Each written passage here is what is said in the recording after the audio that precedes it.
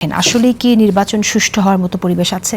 বাংলাদেশে গত প্রায় 10-15 বছর যাবৎ কোনো সুষ্ঠু ভোট হয়নি। ফলে এই যে সামনে নির্বাচনটা আসছে ফেব্রুয়ারিতে, এই নির্বাচন নিয়ে মানুষের মধ্যে অনেক আগ্রহ আমরা দেখতে পাচ্ছি এবং আমরা পথে ঘাটে মানুষের সাথে যখন কথা বলছি তখন মানুষ আসলে বলছে যে তারা ভোট দিতে চায়, ভোট দিতে আগ্রহী এবং সবার মধ্যেই ভোট নিয়ে এক ধরনের একটা আগ্রহ দেখতে পাচ্ছি।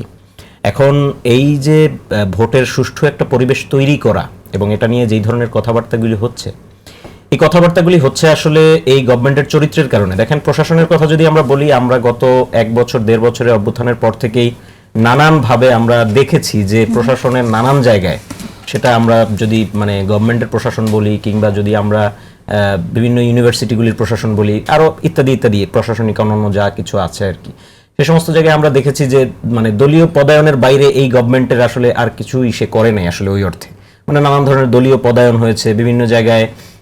ধরেন সাপোজ পাবলিক সেক্টরে কিংবা আরো বিভিন্ন পুলিশ কিংবা আরো বিভিন্ন সেক্টরে যেই লোকগুলিকে ফিরিয়ে আনা হয়েছে যারা আগে ওএসডি হয়েছিলেন কিংবা বিভিন্ন জায়গায় যারা আগে চাকরিচ্যুত হয়েছিলেন, তো এদের এক ধরনের দলীয় অ্যাফিলিয়েশন আছে। বাংলাদেশের এই যে দলীয় অ্যাফিলিয়েশনগুলি, এই জিনিসগুলি আসলে এড়ানোটাও এই গভর্নমেন্টের জন্য আমি মনে করি খুব মুশকিল ছিল। এই গভর্নমেন্টের কাছে আসলে আমরা এড়ানোটা ঠিক আছে, দলীয় অ্যাফিলিয়েশনের কথা আপনি বলবেন, তার বাইরে গিয়ে আরো কিছু বিষয় আমরা এখানে দেখছি। যেমন আমি সদ্য সাবেক তথ্য উপদেষ্টা মাহফুজ আলমের কথা যদি নিয়ে আসি, মাহফুজ আলম কিন্তু একটি কথা বলেছেন যে অল্প কিছু লোকের সুবিধার জন্য গণঅভ্যুত্থান হয়নি, সবার পরিবর্তনের জন্য হয়েছে, সেজন্য সংস্কার দরকার। কিন্তু সংস্কারের কথা বলে সংস্কার আগামীতে হবে সেরকমটা প্রত্যাশা তো ছিল না।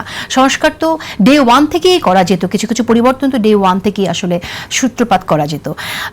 তিনি আরও এক কথা বলেছেন, বিদেশ থেকে টাকা আনা তো দূরের কথা, দেশি দালালরা সম্পদ গড়ছে, মিডিয়া চালাচ্ছে, সেসবের কোনো পরিবর্তন হয়নি। আপনিও কি তাই মনে করেন? আপনি একমত?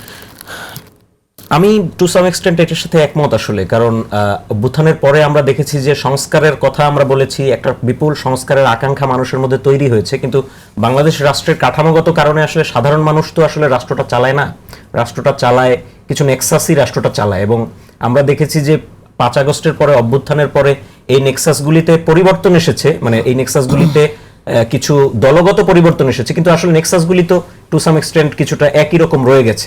আমরা দেখেছি যে নাকি নতুন নেক্সাসও অ্যাড হয়েছে। হ্যাঁ, নতুন কিছু নেক্সাসও অ্যাড হয়েছে ডেফিনেটলি।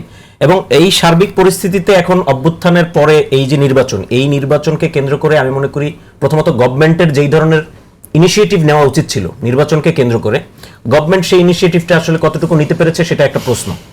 গভর্নমেন্ট, কারণ আমরা দেখছি প্রতিদিনই আমরা কিছু খুনের ঘটনা দেখছি, কিছু আমরা বিভিন্ন ধরনের রাজনৈতিক সহিংসতার ঘটনা দেখছি। এখন ধরেন গভর্নমেন্ট এগুলিকে বলতেছেন যে এটা বিচ্ছিন্ন ঘটনা, বা অনেক সময় তারা বলতেছেন যে, যেমন আমি প্রধান উপদেষ্টা সহকারী প্রেস সেক্রেটারি ফয়েজ সাহেবের একটা টকশো দেখছিলাম, সেদিন উনি বলতেছিলেন যে আসলে এই ধরনের প্ল্যান্ড কিলিং যেগুলো হয়, এগুলোতে আসলে যে কোনো গভর্নমেন্টের জন্য এগুলাকে করা খুব মুশকিল, এগুলা প্রিভেন্ট করা খুব মুশকিল। এখন প্রিভেন্ট করা যদি খুব মুশকিল হয়, তাহলে একটা খুন তো অনেক কিছু চেঞ্জ করে, অনেক রাজনৈতিক সিনারিও চেঞ্জ করে। এখন এগুলো যদি মুশকিল হয়, গভর্নমেন্ট যদি এই জিনিসগুলি ধরতে না পারে, গভর্নমেন্ট যদি এই জায়গাগুলিতে প্রিভেন্টিভ মেজারমেন্ট নিতে না পারে, তাহলে এটা প্রিভেন্টিভ মেজারমেন্ট নেওয়ার কথা আপনি বলছেন। আমরা আবার দেখছি যে আপনার গ্রেফতার হওয়ার পরও পুলিশে হেফাজতে থাকা অবস্থায় মৃত্যুর ঘটনা ঘটছে এবং গতকালকে আমি দেখলাম যে আর্মি অভিযানে একজন মারা গিয়েছে।